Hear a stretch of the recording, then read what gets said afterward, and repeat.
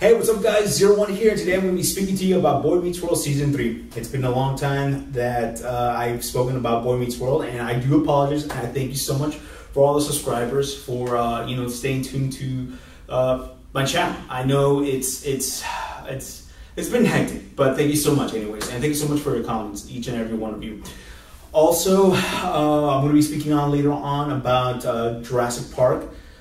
The sequels, and also the new Jurassic Park movie, Jurassic World, and I had a really good time with the movie Jurassic World. It was a very fun experience, and it was worth the money. It really was. And but yeah, so here we go. Boy Meets World Season 3. We start off with basically Sean and Corey. Actually going off to their beginning of school year. And I think by this time they're either a sophomore or junior. I think probably sophomore. And Corey wants to basically make it, personal with Topanga that he wants to take her out studying. And take her out studying basically back in the day means that he wants her to be his girlfriend. Nowadays it's more like, it's changed. The times have changed because this is back in the 90s.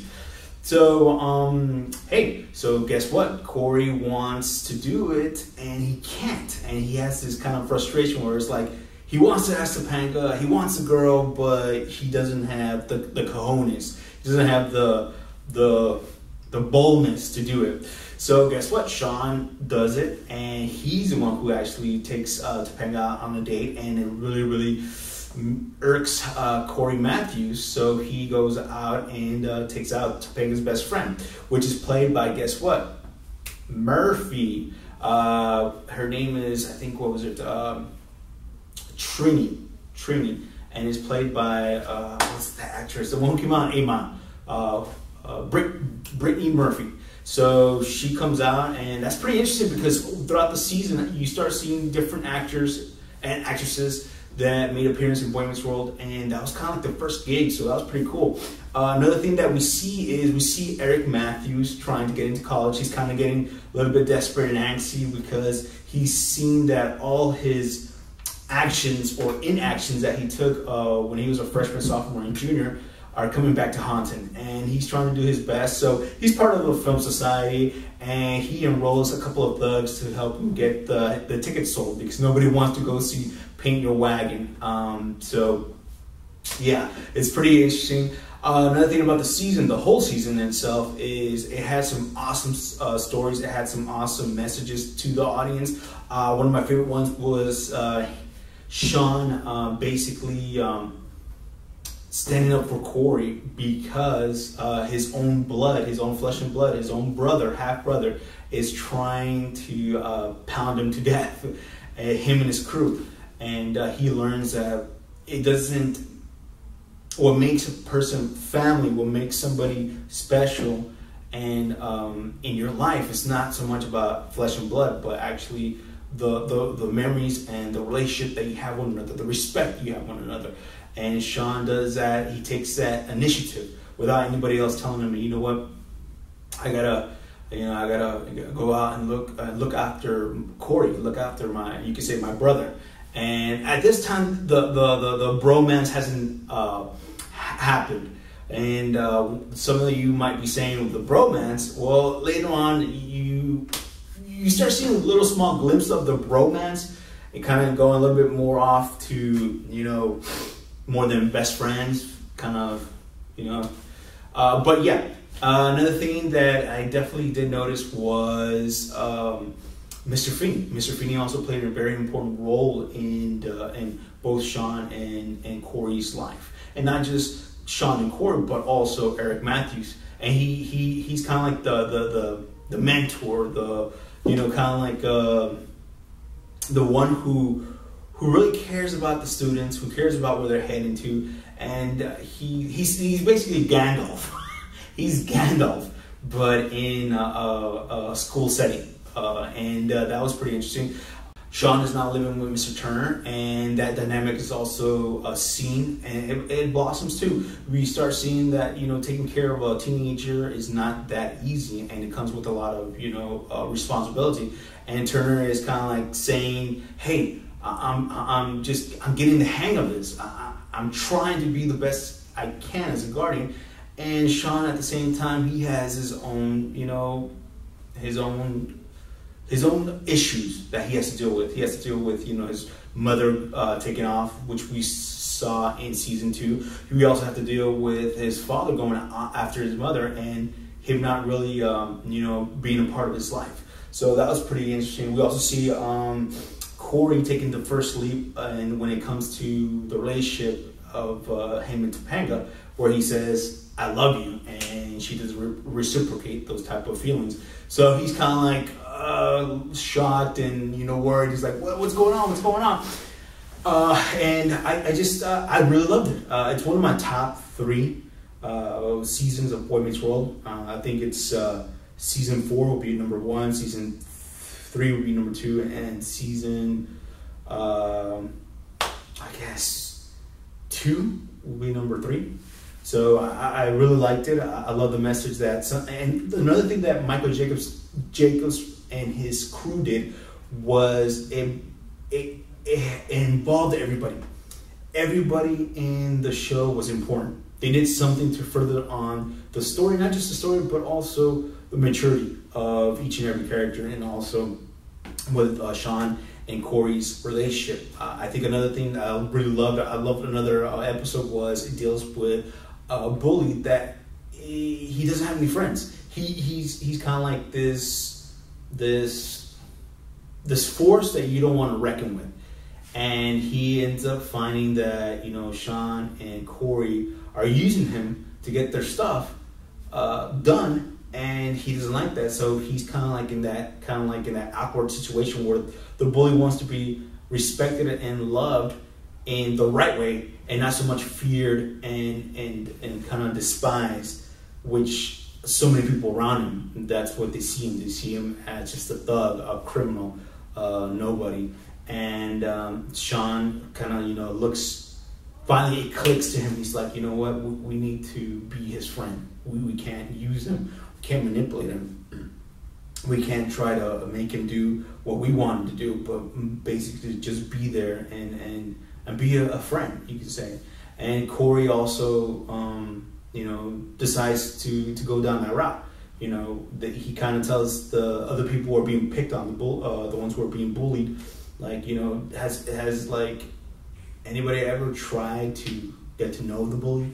The same thing with Sean. And Sean's like, hey, you know, has anybody ever tried to, you know, see what he is all about and what he likes and what he loves? So that was an awesome episode. It really was. It showed that, you know, it showed maturity, especially on Sean's part, that, you know, there's more to life than getting what you want. It's actually being there for someone else. So that's pretty cool. Excuse me. Another thing is I also loved how Alan Matthews and Amy Matthews are basically being there for their kids, but at the same time not babying them.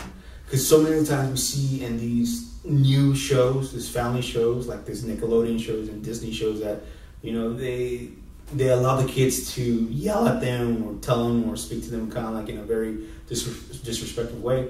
But in this one, it's kind of like Amy and Alan are not just parents, but they also give them wisdom so their kids can learn. Like Eric, when he wants to drop out, he wants to go off and do his own thing. I think he wants to be a weatherman. Alan says, hey, you know, you're not going to drop out. You have to finish school. And Eric doesn't really agree, and he takes off. And at the end of the episode, we see that Alan Matthews makes that first step of reconciling their differences. You know, going and you know, telling Eric Matthews, hey, happy birthday, and son, I don't want our relationship to be like how my relationship with my father is, which we didn't have a relationship. And that was really beautiful. That was awesome. And it it just really drove home how important a father is to a son, to a daughter, and to a wife. How a husband should not just be somebody who just provides, but also tries to be a part of his wife's life, tries to be a part of his kid's life, and not just speak wisdom and be after them, but also listen to what they have to say and be there. Even though sometimes it's hassling and it's not fun, but it was pretty cool still, watching and seeing both Eric and Cory Matthew growing up and maturing as characters.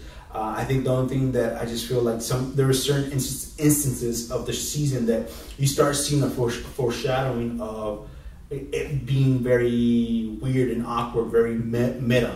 As Ryder Strong will always say every single time they interview him, like towards the end of the show, the run of the show, it became very meta. And I was like, meta? What do you mean meta? And then I'm starting to it starts to click it became surreal, kind of when I'm thinking, and this season Cory goes, he gets shocked and he goes back in time to the